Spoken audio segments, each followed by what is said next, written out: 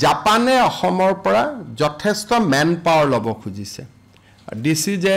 very interesting development তাৰ দুখন mu হ'ব ইয়াতে 20 জনতকৈ বেছি জাপানৰ প্ৰফেসৰ আহিব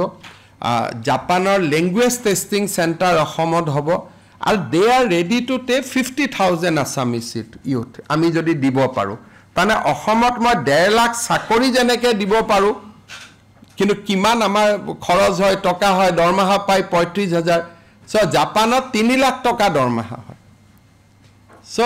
they are ready to fast take 50,000 and gradually upscale it to any numbers সিঙ্গাপুৰে আৰু এখন এমইউ কৰিব খুজিছে যত অসমৰ পৰা নাৰ্স লব আমি 17 গৰাকী সোৱালিক পঠাইছিলো এইবাৰ মই সিঙ্গাপুৰত লগ পাহিলো they are so happy